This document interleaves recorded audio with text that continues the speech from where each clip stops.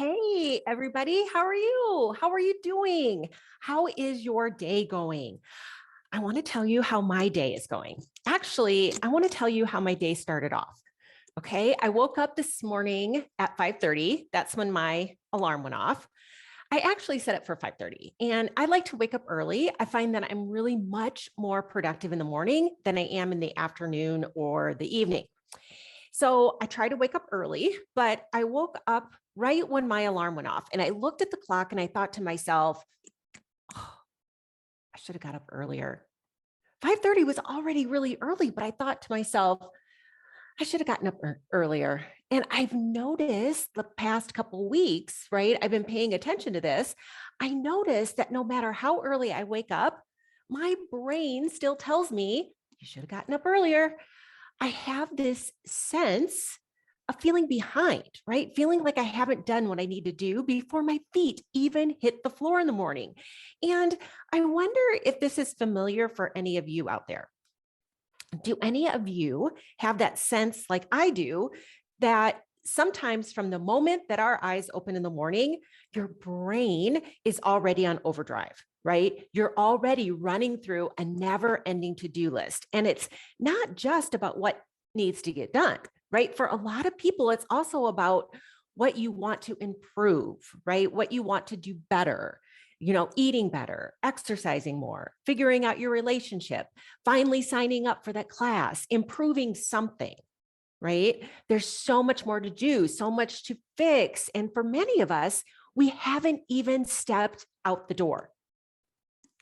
And on top of that, so many people will tell me, on top of everything that they're trying to do and trying to accomplish, there's all the needs that they're trying to meet, right? Your partner's needs, your children's needs, your boss's needs, your friends' needs, trying to make sure that everyone around you has what they need to be happy while what you need takes a back seat. I know a lot of you out there can relate to this. And this has a lot to do with today's topic, because today we're talking about perfectionism and people pleasing, which I'll tell you, I more and more see articles about these two mentalities and actually their coping mechanisms. But we'll get to that a little bit later. I see articles and blogs and experts talking about perfectionism and people pleasing. Perfectionism being that do perfect, be perfect mentality, never to let yourself make a mistake, never cut yourself slack, right? And people pleasing, that idea that you need to make sure that everyone is happy, everyone's needs are met, often at the expense of your own happiness and your own needs. So not a week goes by without seeing a new article talking about how these two mentalities really hold people back. And if you pay attention to this at all, you'll see that a lot of experts talk about these two mentalities as potential reasons why women in particular hold themselves back, why they hesitate to apply for the job that seems like a stretch, or they fail to negotiate higher salaries, or they keep quiet when they have something to say. It's not just that they infect the workplace, but that they infect our personal lives as well. But here's the thing. I want to talk about something a little bit different. I want to talk about how perfectionism and people pleasing are connected to overeating. And they are, because I believe, and I have seen in myself and in the many people that I work with, how we find things in our life to hide from our perfectionism and our people pleasing, right? To cover up the underlying emotion that are driving these two mentalities. I think it's really both interesting and important to explore this in terms of eating. Now, if you're listening and you're thinking, okay, that doesn't apply to me, I'm not dealing with perfectionism or people pleasing, I want you to hang on. I want you to keep listening, because I have not encountered a single person who does not use something in their life to hide from uncomfortable thoughts and feelings. All of us, no matter what it is, have developed what I kind of think of as an unconscious toolbox, right? It's this toolbox that we have unconsciously developed to try to cope and distract and cover up from the things that we don't like to feel. And if you're not sure of what that unconscious toolbox is for you, all you have to do is ask yourself, how do you take the edge off? How do you muffle your inner critic? How do you distract yourself from the thoughts that tell you you're not good enough, you're not smart enough, you haven't accomplished enough in life? For many people, perfectionism and people pleasing become part of that unconscious toolbox. They become part of the ways that we try to deal with those feelings, deal with the need to take the edge off, deal with the need to muffle our inner critic, or distract ourselves from the thoughts that, frankly, are pretty painful. So the question is, how then does eating fit into this? Eating fits into this because perfectionism and people pleasing, they are coping mechanisms, but they are rooted in the same emotion. They are rooted in the emotion of insecurity, not feeling confident, feeling deficient about something. And when you feel that way, when you feel insecure, when you feel deficient, one thing that often can happen is you start to tell yourself, well, I need to try to be perfect. I need to try to compensate for everything that's wrong with me. Or I need to try to make sure that everybody is happy and everybody likes me and gets along with me and I don't disappoint anyone. We think that if we can master these two things, that will be what helps us feel less insecure. Now, it's an impossible task, and you know this. It's impossible to do everything perfectly. It is impossible to make sure that everyone in your life is happy and their needs are met and they're never upset with you. But even though it's not possible, we still run around in this frenzied state trying to do it, trying to be perfect, trying not to make mistakes, trying never to fail, trying to make sure that everyone is happy and no one is ever disappointed in us. I will tell you that it is exhausting. It doesn't work and it wears you out. So you start with that feeling of insecurity. You start with that feeling of not measuring up. You unconsciously start trying to compensate and deal with it through perfectionism, through people pleasing. It's an impossible task. It's impossible to do. You run around crazy. You exhaust yourself. And then what happens? Now you feel even worse. You have that sense of at the end of the day, just needing a break from your life. Like you cannot deal with anything because you are so frazzled. You are so frazzled trying to hold up all the things in your life that you're trying to do perfectly and everyone's needs except for your own. So now here comes that quick and easy fix. And I talk about this all the time. Food is such a quick and easy fix to feel differently. And for so many people, when it comes to the exhaustion that they feel at the end of the day, eating ice cream from the container and ordering a pizza not only seems like a really easy way to feel a little bit better, but here's the thing. This piece is so important. For many people, when they do that, it feels like you are putting your needs finally first. This always blows my mind. It really does because we have it backwards.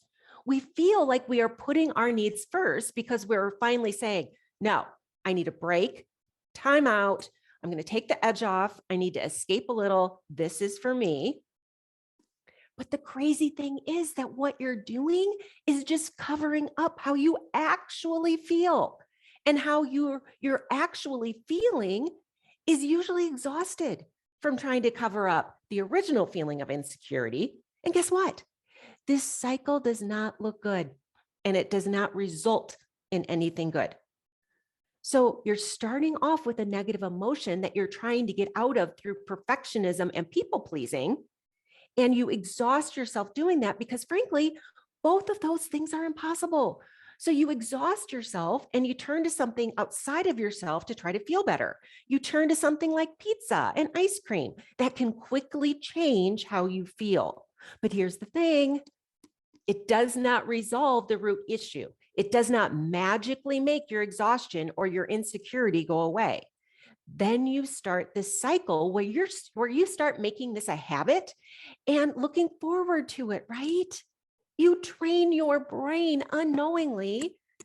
Well, you're exhausted. You're trying to juggle all these balls. You can't keep everything in the air, but at least you'll get a break. At least you'll get a reward at the end of the day. So then your brain starts to anticipate that you're going to reward yourself. But now here's what happens with that reward for most people. When it becomes their go-to solution to try to make themselves feel better, what will happen is that they'll start feeling worse. You might feel better in that moment when you have that first bite or when you finish that first slice. But for a lot of people, they find that they physically start not feeling great. Maybe they're not feeling great later on in the evening. Maybe during the night when they find that their sleep is disturbed. Maybe when they wake up the next day and they feel so tired and exhausted, but they're already feeling exhausted the night before. And now, on top of that, they're emotionally not feeling great because they're saying, why did I do this? I shouldn't have had so much to eat last night. Why do I keep doing this? Why is this habit so hard to break? So you start to have an emotional toll as well. Many people will find that there are all sorts of repercussions when they start eating more than they want in the evening. Maybe their mindless eating turns into mindless drinking. Maybe they notice that they're quick to get in a fight with their partner because of the things that they really want to say in their relationship, that they feel they're holding in all the time, seem to bubble up once they've had 2 or 3 glasses to drink. Maybe you're feeling less productive. So many people that I work with tell me that they have such limited time. They're stretched really thin. They have busy jobs, they have families, and very little time for themselves at the end of the day. And there are things that they actually want to work on, things that they are actually interested and they want to pursue, but they find themselves not pursuing these things. They find themselves just plopping down on the couch and mindlessly shoving food in their mouth, and that's their evening. Now, again, not every person who struggles with perfectionism and people pleasing turns to eating, but we all have our distractions of choice. There are a lot of people that are over drinking. For others, it's overworking, right? The idea that you make yourself so busy, and I know a lot of you out there can relate to this. You're so busy that you don't have a moment to really look and see what's going on in your mind or how you're feeling. Those are 2 of the most common that I see. And what will happen is that when we decide that we want to change our eating, when we decide, okay, I don't like how I'm feeling, I don't like the repercussions that I'm getting, the focus tends to be just on changing the habit. Now, there's nothing wrong with that, but here's the thing. If you only focus on changing the habit, if you only focus on saying, all right, I'm not going to mindlessly eat anymore in the evenings, or I'm never going to have more than 1 serving, if you only focus on that, you're going to be missing something really important. You're going to be missing what made you feel like you needed to take the edge off in the first place. What made you feel like you just needed to muffle what was going on in your head? What made you feel like you just needed a break from the thoughts that you were having? You have to go to that.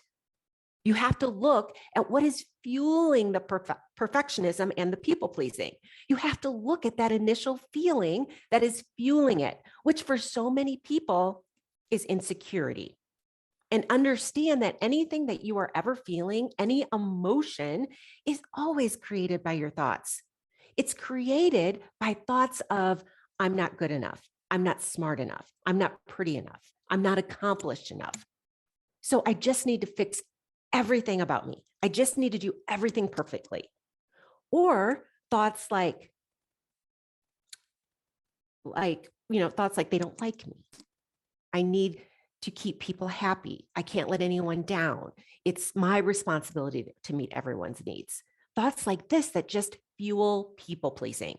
And it's too much. It is the weight of so much pressure that people say, I can't do it. I just need a way to forget about how I feel for a while. I just need a break. Enter ice cream, right? The truth is, and this is the thing that I tell all the people that I work with. It is really difficult to truly make any progress on these areas without consciously understanding how you moderate your own self-criticism and how you cope with the thoughts that make you feel like you aren't good enough and like everyone else's needs are your responsibility. In my case, I needed to stop looking for a distraction for the way I felt inside and the way that I seemed to feel every evening at the bottom of a pint of ice cream, and figure out new ways to deal with the thoughts that were fueling my perfectionism and fueling my people pleasing. Otherwise, I was always going to be running from them. So, what does this mean for your eating? Look, if you are grabbing yourself something to eat, it does not mean that you are always doing it as a result of perfectionism or people pleasing. It does not mean that. And that's not what I'm suggesting. But what I am suggesting is that when you do, if this is a habit that you want to change, you have to get really, really good at asking yourself why. Why am I grabbing myself a snack right now? What do I feel like I need a break from? What do I feel like I need to take the edge off of? And if your answer is that you need a break from the relentless pressure of doing everything right and trying to keep everyone happy, then that's where you need to focus. And focusing there is going to make all the difference, because I will tell you this, you can stop overeating. You can. And this is what will happen with so many people. They will stop overeating. They can stop overeating. It's not hard for them to stop, but then they stop and they don't understand when they don't feel better. They feel better physically, but they don't understand why the desire to eat is so strong. And a lot of times that reason is because they have not found other ways to deal with the discomfort that they feel at the end of the day from trying to cope with these negative thoughts. If you don't have ways to change these thoughts, if you don't have ways to change how your thinking is generating your insecurity and ultimately fueling the perfectionism and people pleasing that wears you out and exhausts you, you will stay stuck in this cycle. And it may not be through eating. You may turn to other coping mechanisms to deal with how you feel. You might start overeating. You might stop overeating and start over drinking. You might stop overeating and start working around the clock. You might stop overeating and start spending a lot of money, whatever it is. Because if you don't understand that your thoughts create your feelings, or how your thoughts and your feelings are fueling these twin problems of perfectionism and people pleasing and how it's exhausting you, then you will keep trying to find things outside of yourself to feel better. This is the awareness that you need to bring to this issue if you want to make sustained, long-lasting change. And this is why I think it is so important to understand how things like perfectionism and people pleasing are connected to our eating, how these things actually fuel our overeating. Because when we feel like we are running around crazed, when we are waking up in the morning and already having thoughts of how we're behind before we even get out of bed, this is what we need to pay attention to. This is the real work, and it makes all the difference. So that's it for this week. I would really love to hear what you think, especially on this topic, because I know so many of you out there already know that you're dealing with perfectionism and people pleasing, and you may not have made that connection before of how it connects potentially to your eating. I love hearing from you guys. I love hearing from my listeners. And so if you want to reach out to me, if you have ideas for lessons, if you have questions that you would like me to answer, you can always message me. All right, that's it. Thanks for listening, everyone. And I'll see you all back next week.